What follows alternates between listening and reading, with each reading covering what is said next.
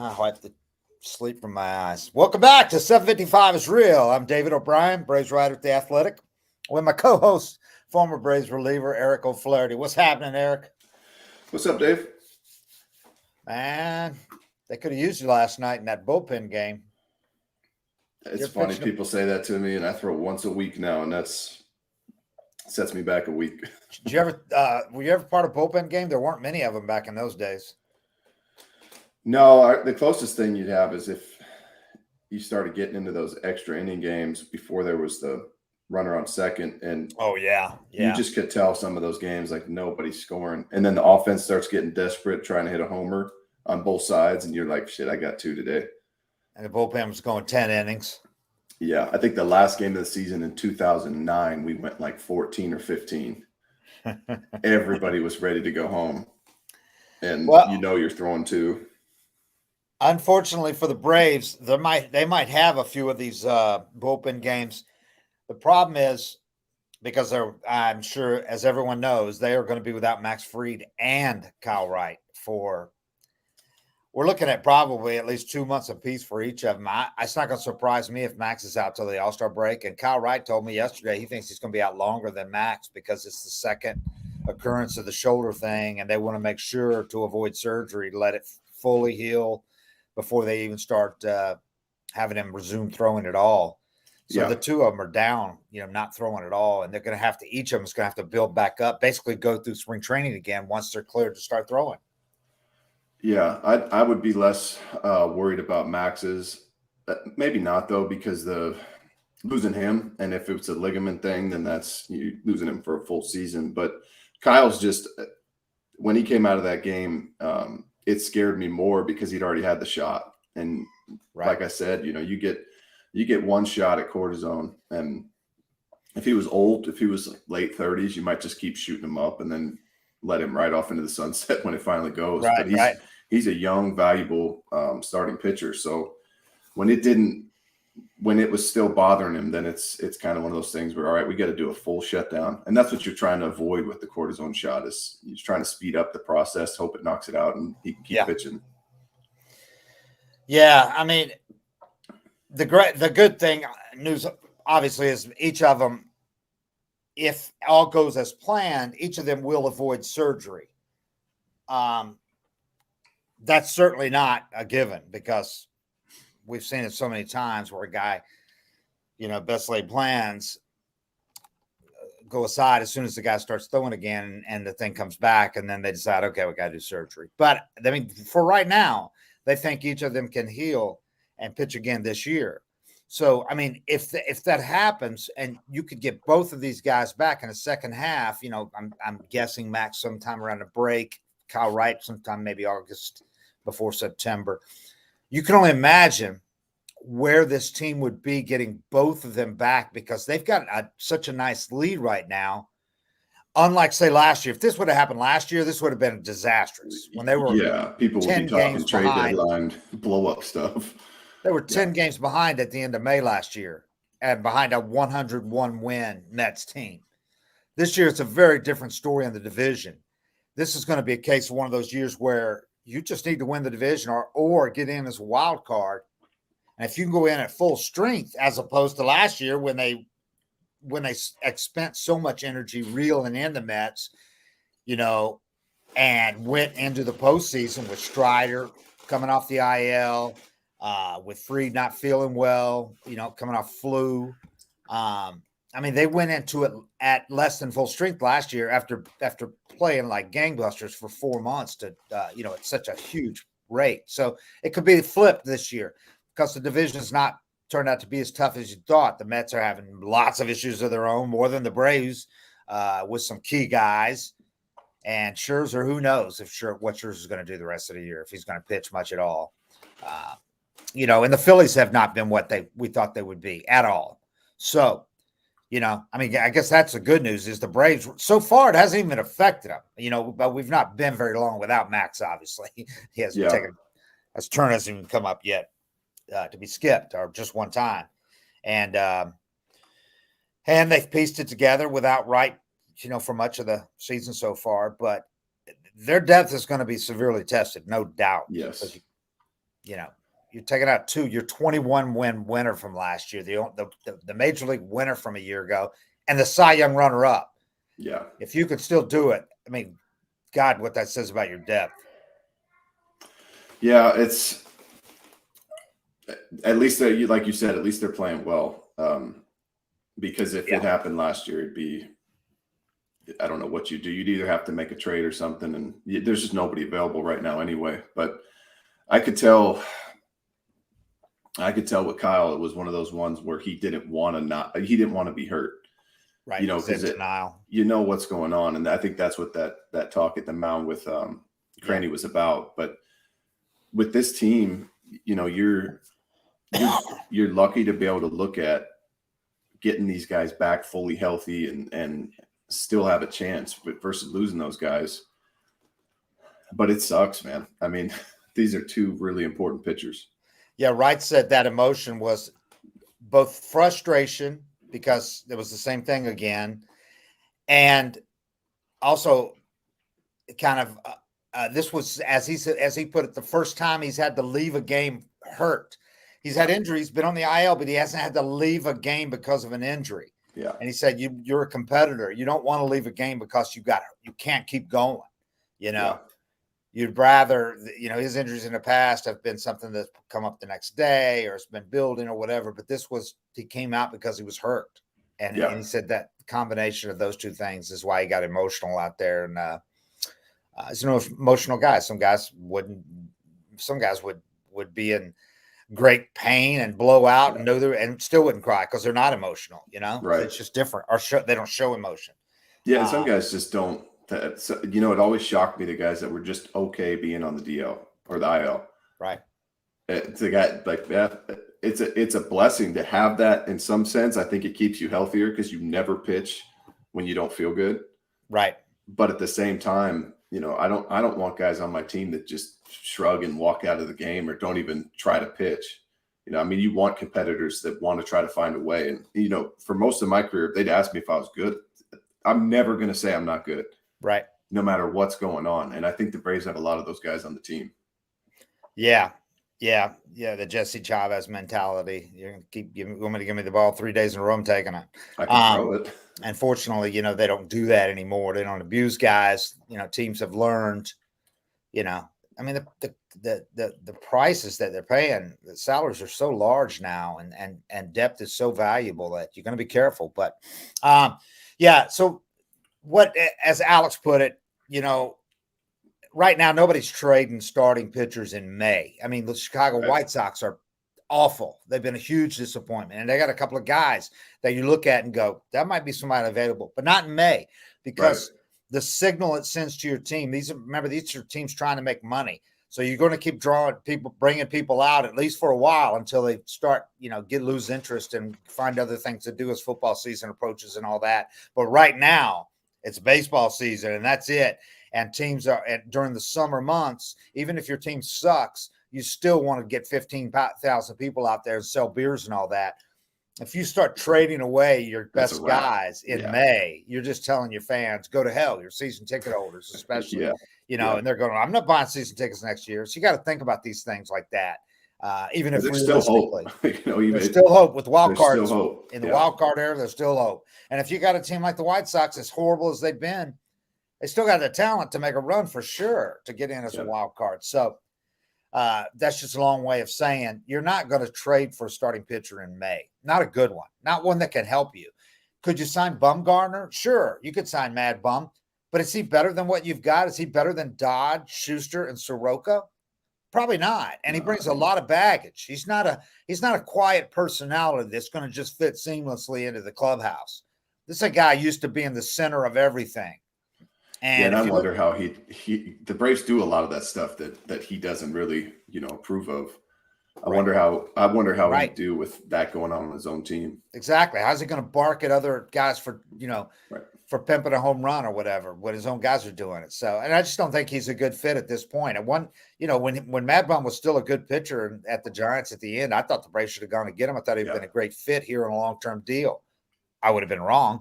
But now, after coming off 4 years of being a 5+ ERA and this year a 10 ERA, no. you don't bring a guy like that in that could also disrupt things, but just in the hope that he somehow flips a switch and starts giving you 5 or 6 innings as somebody putting 8 innings for you. Well, you got guys that can do that, and you're developing them. So don't block them for that. If you're going to block them for something good. So, and we know Alex is going to make something happen as we get closer to the trade deadline. If they still need a starting pitcher, if none of these other, if 2 of these other guys, 2 out of the 3 are not doing something, or at least one of them isn't doing something, he's going to go out and get a starting pitcher. He'll make it happen. Yeah, and that's the good news about the timing of these injuries is, a month and a half from now, you'll have a pretty good feel for where you're going to be. You'll have seen a lot of whether guys are throwing or not. You'll have been able to give them the time to fully let things calm down and start cranking it up, and then you'll get your answer of, do we need to go out and make something, or is there a chance we get one or both of these guys back?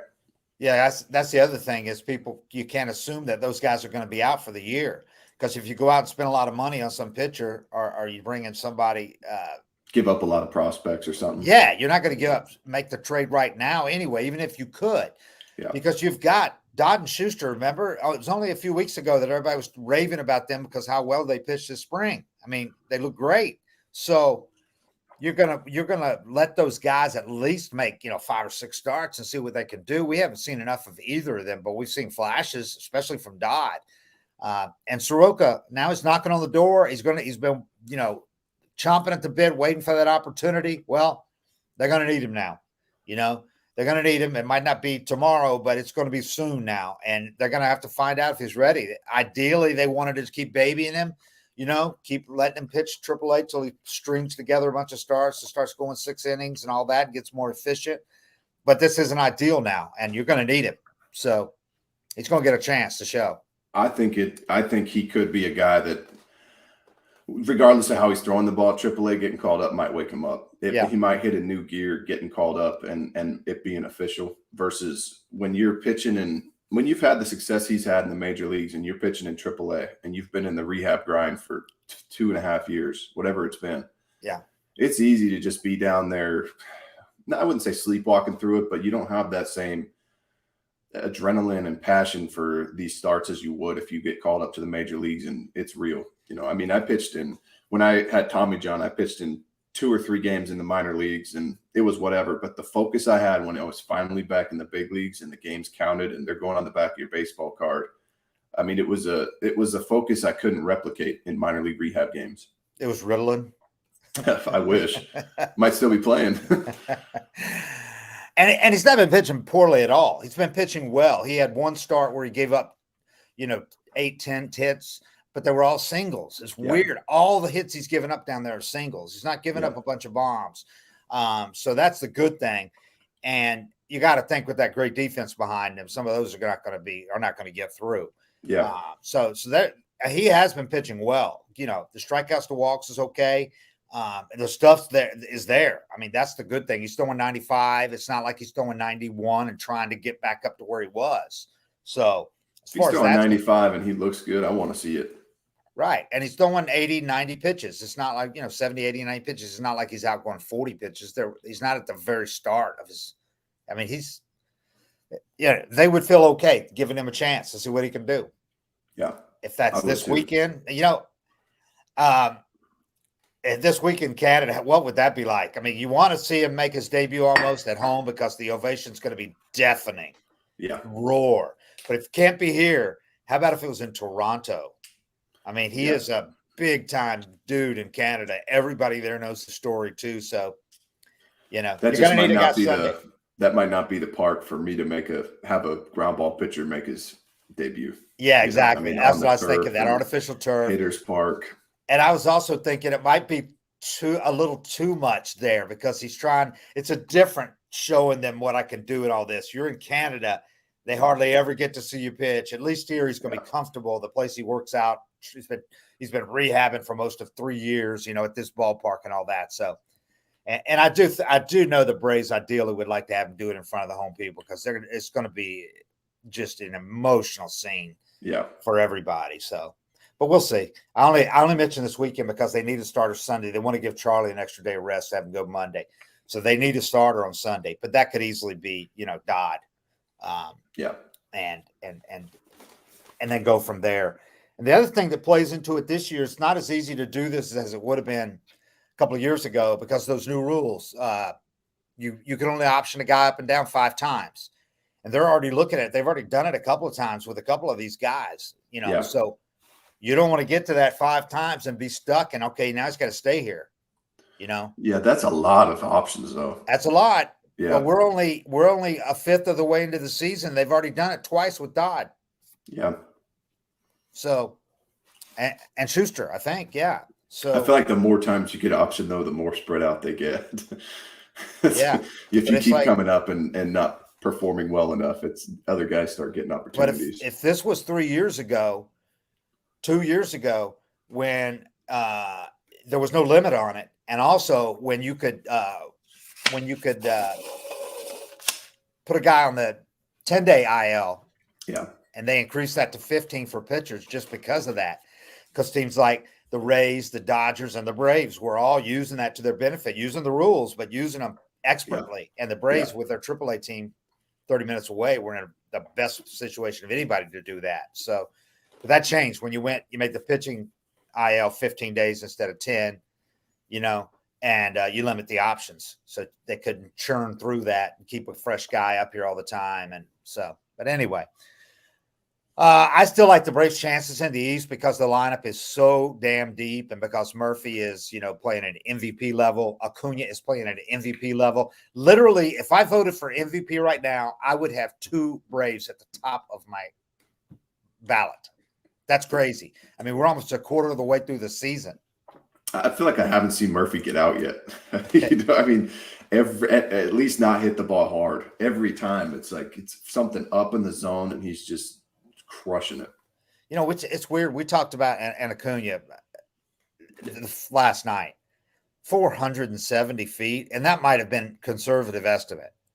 This guy, dude, since the start of 2018 when he came up, the start of 2018, the only guy, he's got 4 home runs of 470 feet or longer. The only guy who's got more, Mike Trout, has got 5. Mike Trout outweighs him about 30, 40 pounds. It's insane. I was trying to describe to my mom last night. She asked me about Acuna, and I was trying to explain to her how powerful his hips are and how he's able to generate this, just how rare it is to have the power he has at his size.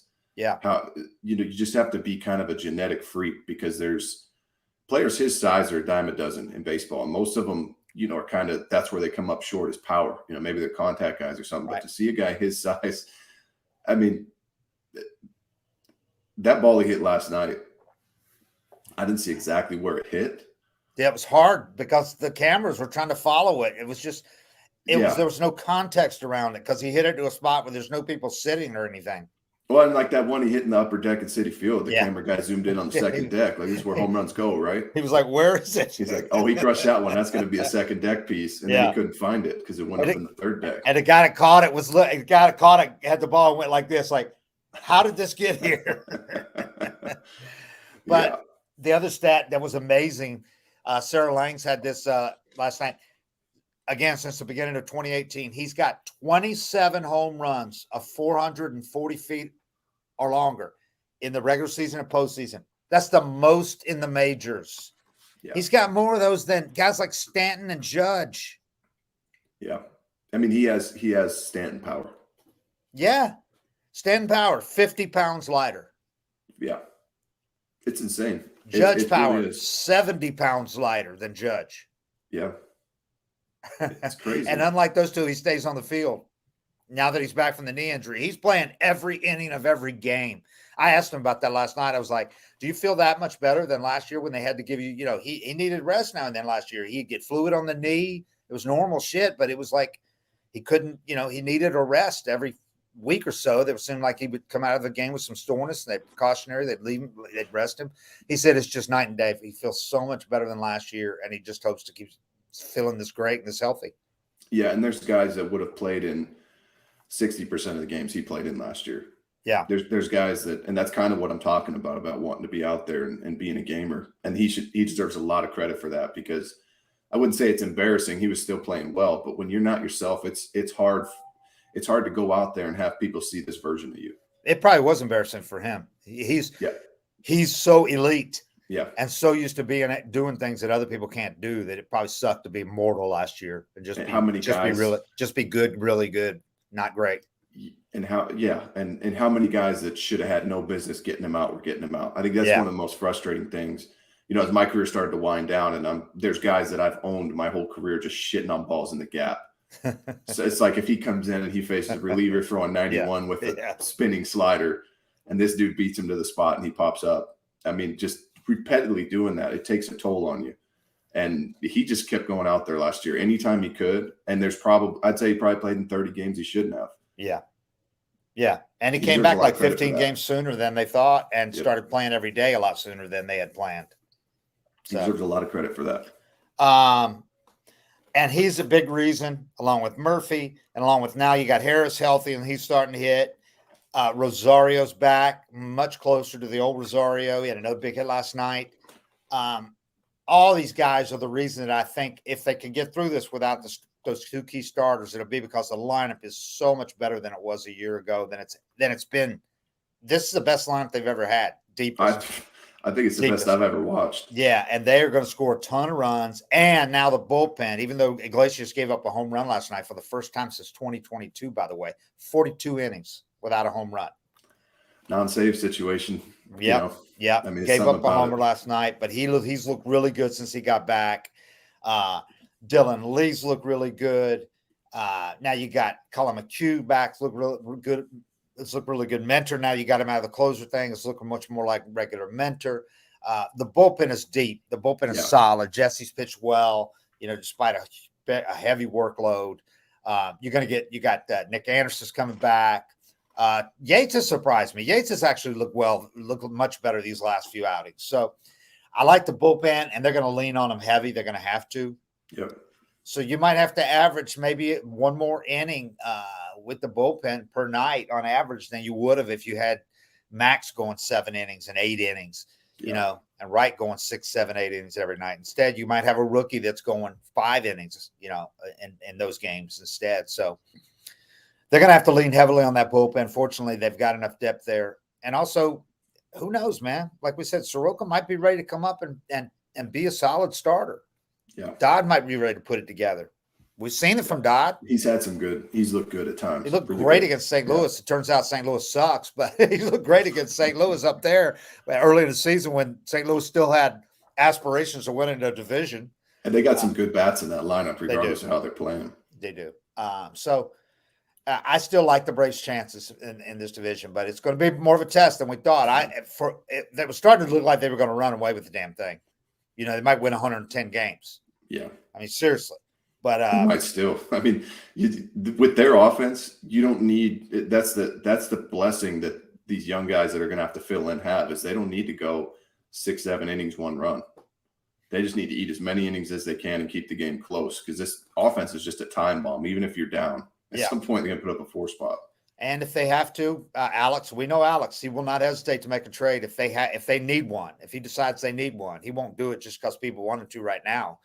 I mean, he's very prudent and he goes through all these scenarios and leaves no stone unturned. But he doesn't do anything knee-jerk reaction ever. So as long as they can win the division or get in the playoffs and stay there until they get these guys back. If he thinks they're going to be back in the end of the year, he's not going to do anything foolish and get rid of a bunch of prospects in order to bring in a good starting pitcher. But if they need one in July, he will do it. Yeah. I mean, they've really got to weather about a month and a half of uncertainty before they can either make a move or if they'll know if these guys are coming back this year. And Darno, I didn't even mention him. Now you've got Darno back too. So you're going to be able to rest Murphy more days because that was not a sustainable pace that he was playing, catching 15 out of 18 games or whatever, catching every game except day games after night games, basically, and even caught a couple of those. But now you got Darno back, and it's like Charlie was saying, it's so special, Charlie was saying, to be able to come to the park every day and know you're throwing to a great catcher, even if you have an injury, with Murphy in there going every day. But now, and even Trump, he said, you love throwing to Trump. He's a really good defensive catcher. But now you got a guy in there with Darno, who was an all-star last year, who can also hit. Yeah. So, And Darno in the DH role thrives, unlike Murphy so far. One of the weirdest things I've seen is Murphy's stats. We talked about him when they got him last year. It was a small sample size, but not that small a sample size. It was like 30 games as a DH. His numbers paled next to his numbers hitting as a catcher. If you hit under 200 without the same power in the DH role. This year so far, it's been the same thing, man. And I just like some guys maybe are more locked in when they're in the game and always in the game, thinking he's just maybe not used to that DH role still, even though he did it 30 games last year. I don't know. It's weird though. Well, I mean, some guys just run a little stiff too. Just naturally they cool off faster. Right. He doesn't stop moving when he's catching. You're squatting, you're running, even just jogging up. Well, not a catcher, but for outfielders and stuff, you're jogging out to your position and back. You're chasing, You're backing up bases, even if you're not getting balls. But even a catcher, you're throwing the ball back to the pitcher every time. You're locked in mentally, and you're working up a sweat the whole time. So when you go up to the plate, you got that full lather. And for most guys, they prefer, obviously warm weather to play in because your body just feels looser. You lose a little tick of bat speed when you're stiff, and that's the difference for him between a homer and a pop-up. Sure. So far, it's just 4 games as a DH. Again, that's way too small sample size. Yeah, that's really small. He's 2 for 14 with 6 strikeouts, 2 walks, no extra base hits as a DH. As a catcher, 29 games.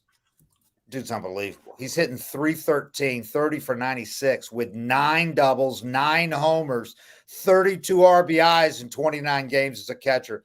455 OBP, 688 slugging, and 1142 OPS.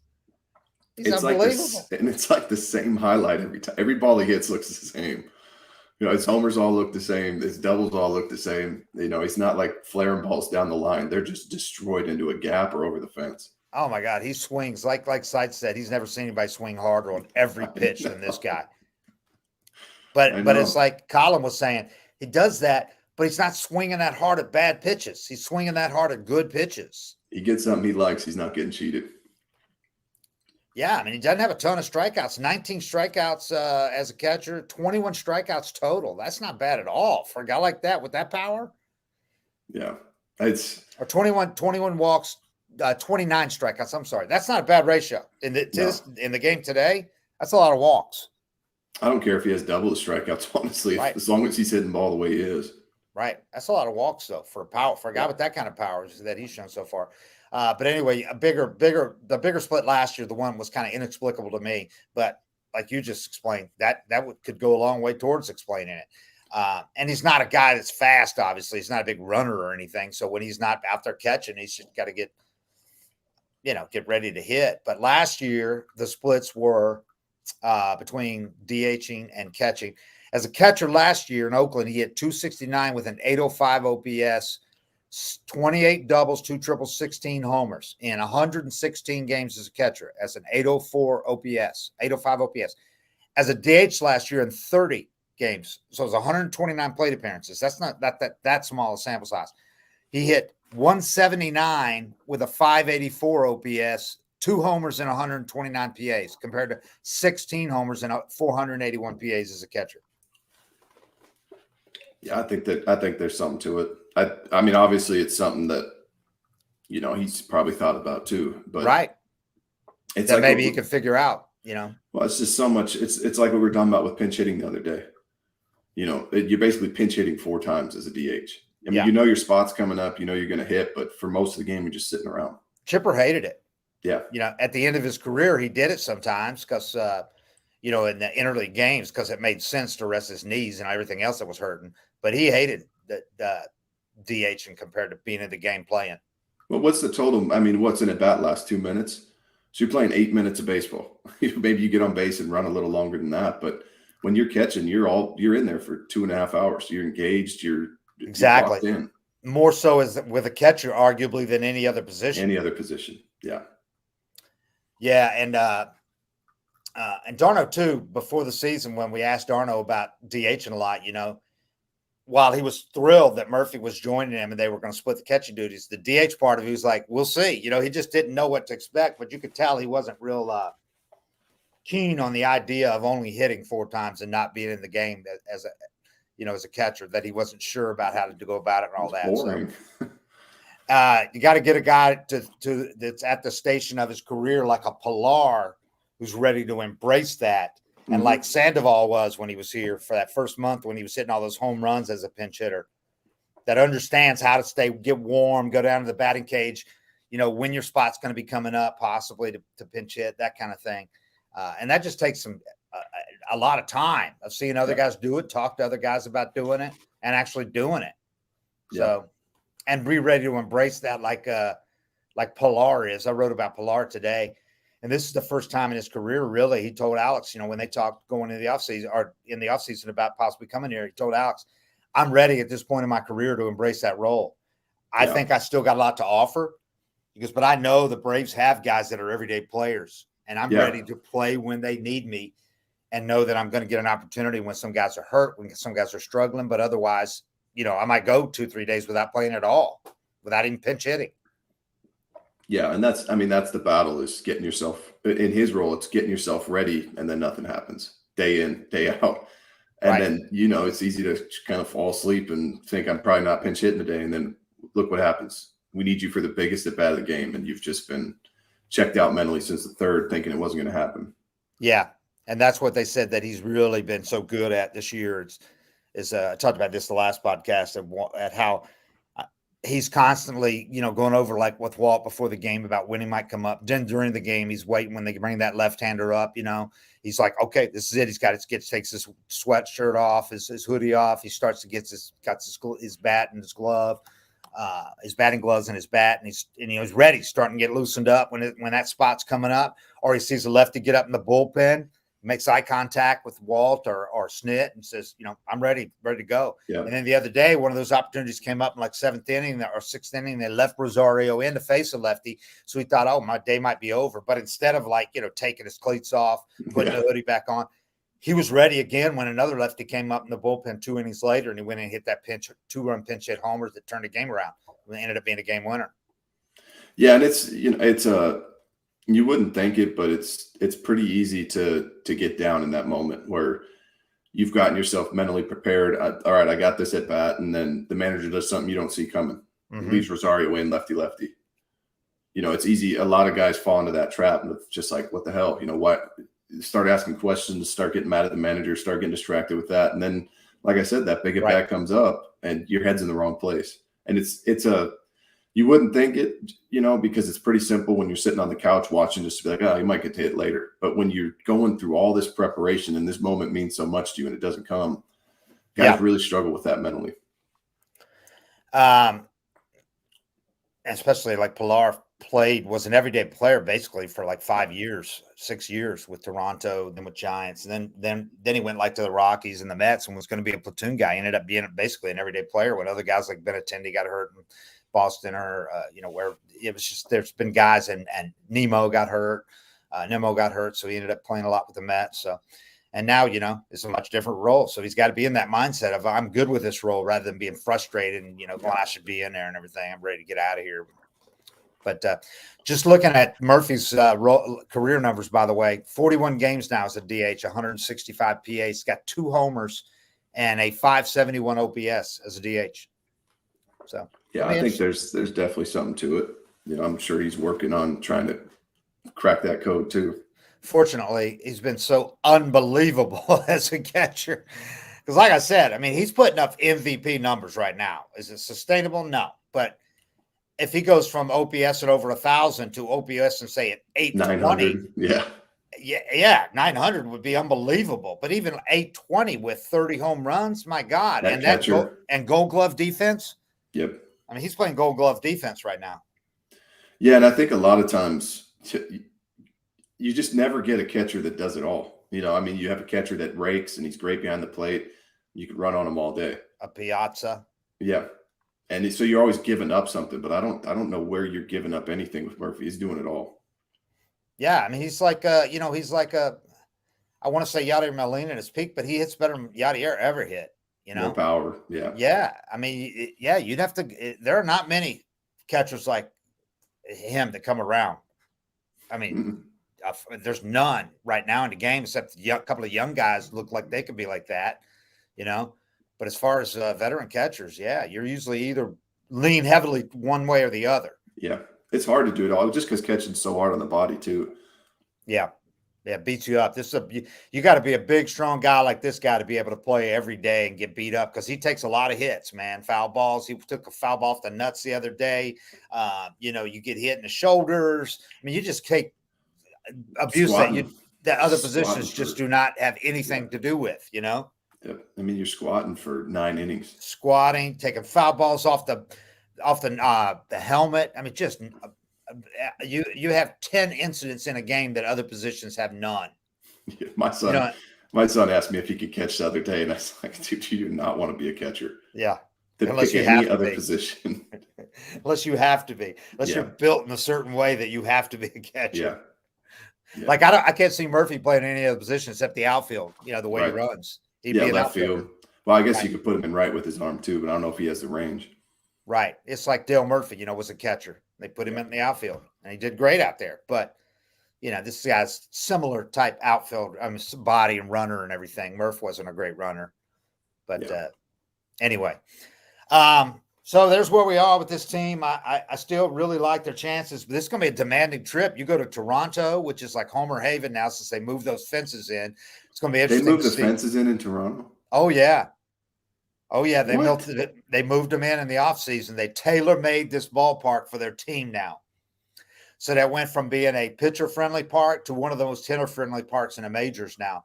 Who said it was pitcher-friendly? Well, yeah, it wasn't even pitcher-friendly before. You're right. It was like it was fair. It's like the worst park ever to pitch in. This is now the really hitter-friendly park. They moved the fences in. I didn't know that. Yeah, it was a big deal. They renovated the place. It was supposed to look – I've seen pictures. It looks great, man, for being that old and a kind of a boring concrete dome. It looks pretty good now. When the roof's open there, it looks good, man, with the tower there, what used to be the CN Tower. I don't know what it's called now. Yeah. It's pretty cool with the roof open. So anyway, you got 3 games at Toronto with a question mark at starter on Sunday, and then you got 3 games at Texas, and Texas is playing really well, man. They're surprising a lot of people. So this is a 6-game grind of a trip, and then you got Seattle coming here when you get home. I know they're off to a great start, but they're capable of going on a run at any time with the talent they have. Yeah, it's a tough trip anytime you go to Toronto at any point in it. I can't believe they moved those fences in. That's always been for me one of the last places I wanted to pitch. Yeah. You get the turf and the ball seems to fly, especially when that roof's open. Mm-hmm. Yeah, so that's going to be interesting. It's what is it? I think the Braves still have the biggest lead in the majors. Let me look at that real quick. 6.5. They're tied. Before last night, they were tied for the best 36 game start in franchise history. 25-11. They're 25-12 now. I mean, 13 games over 500 and 6.5 game lead over the Marlins. Just the way we thought. Yeah. Phillies and Mets both 7 games back. And the Marlins without Alcantara being Alcantara like he was last year. Yeah. Marlins are always, I felt like every year the Marlins were in the mix through, early June, mid-June. A lot of times they'd be in first place. Well, everybody's kind of pieces now, man. Everybody's kind of getting their footing. I think the Phillies they're dealing with expectations now versus last year. There wasn't really any expectations outside of their own clubhouse. Once you're dealing with those expectations of you went deep last year, you're expected to win. They didn't have Harper. I think it's going to be a lot harder season for them to back it up. Yeah. Once their pitching gets going, their starting pitching, their bullpen's still shaky, as it seems like it is every year. But yeah, right now the Braves are the only team in the division with a winning record. The Marlins are 19-19. Everybody else is 18-19, 18-19, and the Nationals pulling up the rear, of course, at 16-21, which is actually better than I thought they'd be.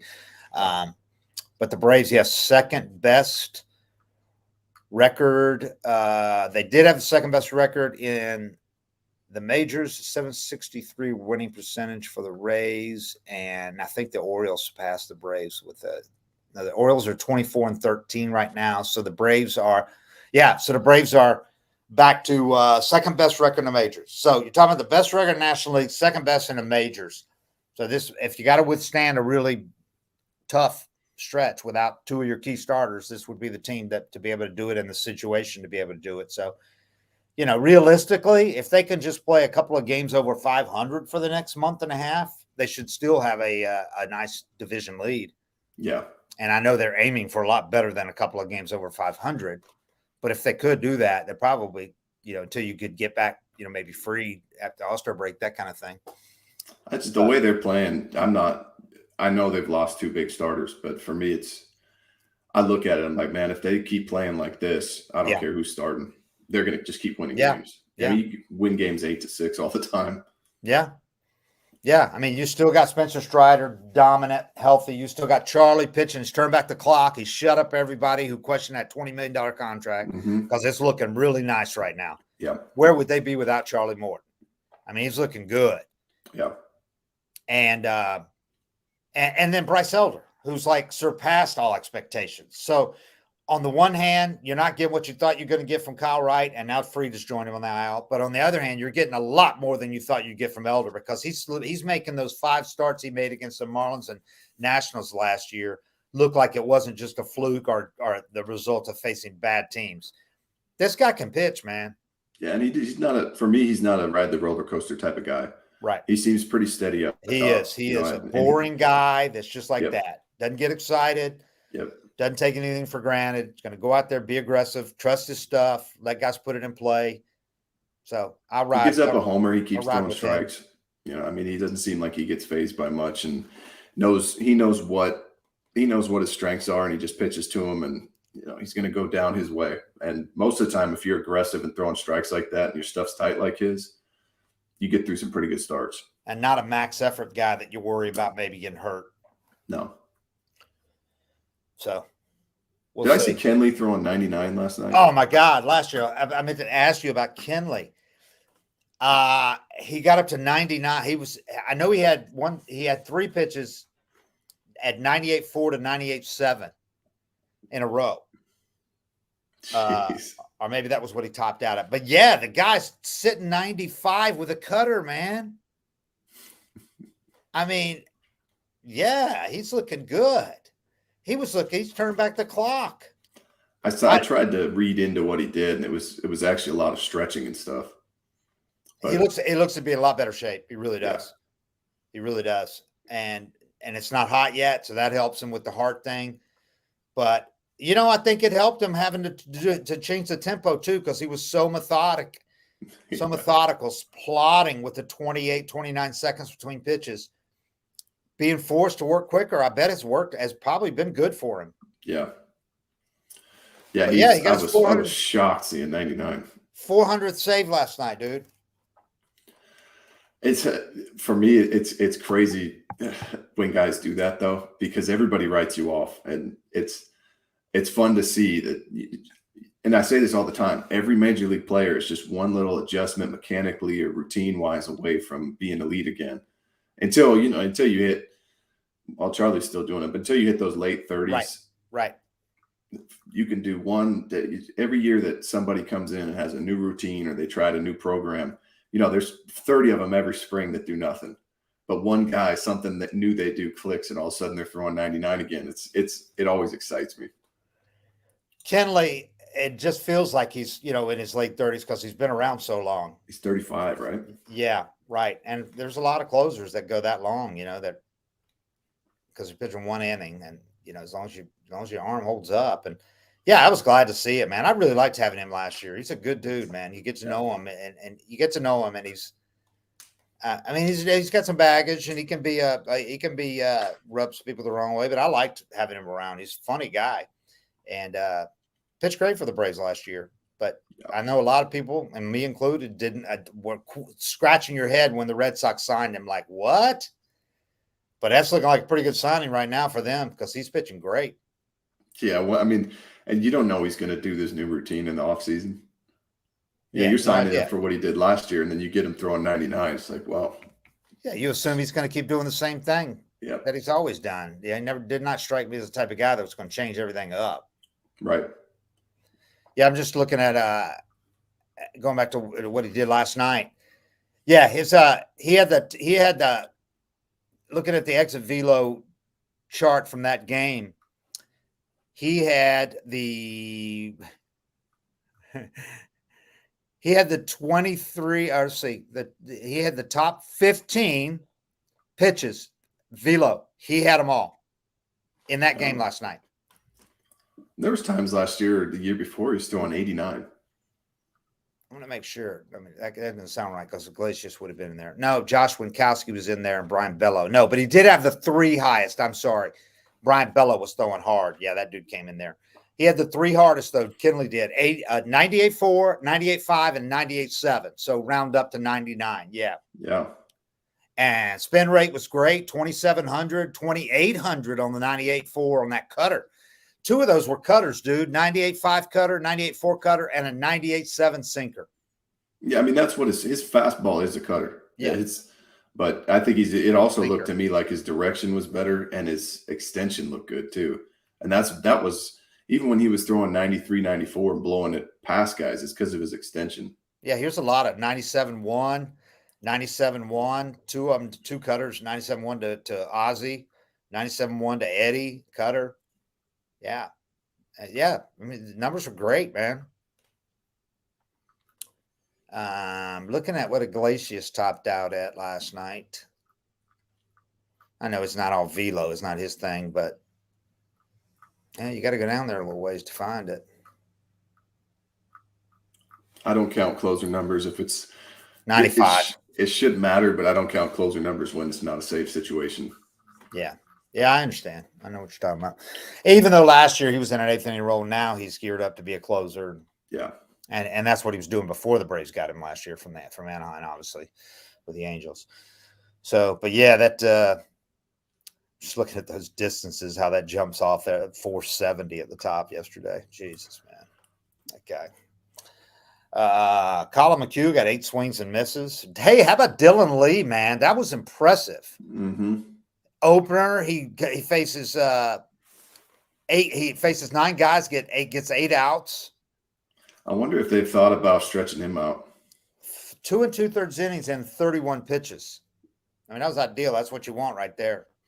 He's one of those guys I think that every pitching coach watches and thinks, shit, if we could get him for 5 or 6, it'd be pretty nice. It'd take some time. He's the guy that would certainly do it. Anything you asked him to do, he would do.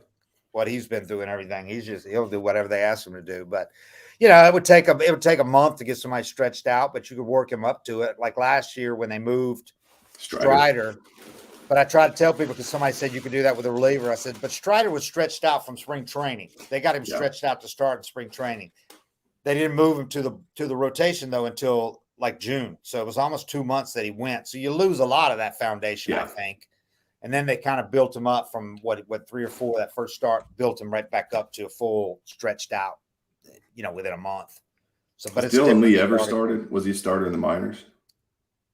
That's a good question. I did a story on him. I should remember that. I don't think he was, but Colin McHugh has been a starter. Yeah. Well, I was thinking if you got desperate, you could start just giving him 2 innings, 3 innings, 4 innings with Colin backing him up. Yeah. Or vice versa. Dylan Lee, early on, yeah, he was a starter. He was a starter up till 2017. He made 19 starts in A-ball with Greensboro.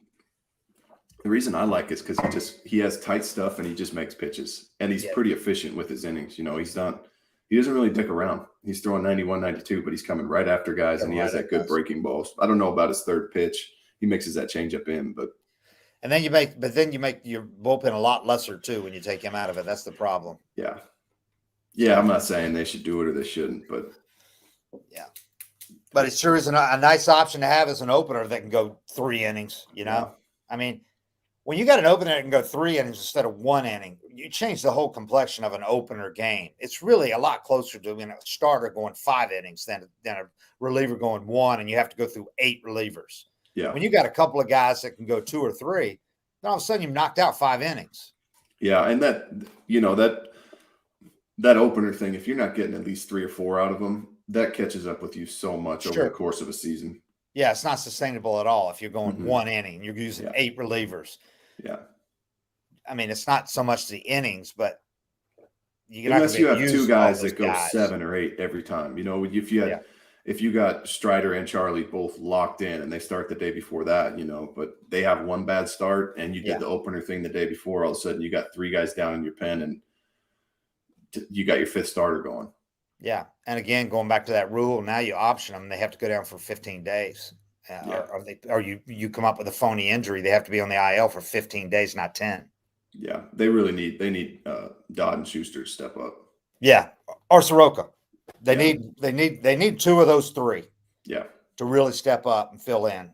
One of them to be maybe really solid. One of them to at least give you 5 innings. Would you be surprised at all though if they called Soroka up and he just picked up right where he left off?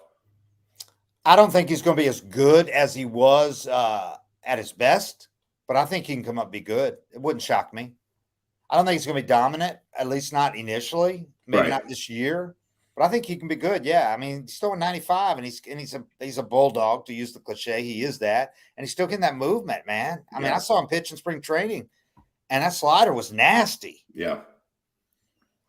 So yeah, no, that's not going to surprise me if he comes up and he's good. Right. Because we know what he's got inside, man. Yeah, I think he could start good and finish great. Yeah. Yeah. So, all right, I think we're going to find out sooner than later now. I think that they're going to be forced to find out sooner than later. Yeah. Yeah. All right. Well, we'll do this again Here, next week. real quick, David, as we're going out the door, let me read this ad real fast. Oh, sorry. No, all good. My fault. Should have gotten it up earlier. Thanks to our folks over at LinkedIn. Are you struggling to close deals? Cold outreach is wasting the time of both the buyer and seller at every stage, especially when sellers are using shallow and outdated data. Your organization can overcome these challenges with technology that translates comprehensive, high-quality buyer data into real-time insights. These deeper insights empower sales reps and teams to adopt the habits of top performers, which leads to better outcomes, like more pipeline, higher win rates, and larger deals. We call this deep sales, and we built the first deep sales platform with the next generation of LinkedIn Sales Navigator. Right now, you can try LinkedIn Sales Navigator and get a 60-day free trial at linkedin.com/real23. You'll be able to see that link in the show description. That is linkedin.com/real23 for a 60-day free trial. Let LinkedIn Sales Navigator help you sell like a superstar today. Just go to linkedin.com/real23 and get started. By the way, you got Strider and Elder going in the first 2 games of that Toronto series. So I think the Braves got a real good chance to win that series, regardless of who they throw on Sunday. And also the one I failed to mention, Orlando Arcia, dude. Wow, he's looked great since he came off the IL with no rehab assignments. Playing great defense. Just a reminder of what you were missing without him being in there on both sides of the ball. He's a baller, man. This guy can play. And then one other stat that really jumped off the page is how much the Braves are doing in the first inning this year. I don't think it's a coincidence that the teams with the 2 teams with the most first inning runs are the teams with the 2 best records in the majors, the Rays and the Braves. The Braves are 14-2 when they score in the first inning. It's an intimidating lineup to go up against, and you got to kick it off with Acuna. Yeah. Yeah, you got 4 runs the other night in the first inning, including a Matt Olson 2-run homer. It's like, okay, the other team's like, okay, we're done tonight. You know what happens too is then the air's out of the bag, and the pitcher can kind of relax and pitch like, well, I already blew this one. Now I just got to eat innings. Yeah, like Charlie did. He's just cruising then, man. That mindset initially is to try to have a great start against them and try a little too hard against this lineup, make a mistake, you're getting hurt. Even with Riley scuffling later, he's still dangerous in that. They're not going to really just pitch around Olson to bring up Riley, and then you got Murphy sitting behind him. There's really not a spot in this lineup where you're comfortable putting somebody on base because the guy behind him, even if they're in a slump, you still know who Austin Riley is. Yeah, and even the guys at the bottom of the order, they'll hurt you. Arcia, if it's Rosario, Pilar hits a 2-run homer the other night when he's in there. I mean, Harris is down there. I mean, rookie of the year. Yeah, so it's top to bottom. It's because the Braves have played a couple teams lately that you look at the first 5 and you're like, okay, I know him. Then you get to the bottom 4 and you're like, okay, who the hell's that, man? Like then you look at the numbers and they're so skimpy. So And that's where you do your work, and Yeah. that's where you eat your innings and you battle through the bottom. But the Braves, there's no breaks. All right. We'll talk again after the Braves play the Blue Jays 3 this weekend.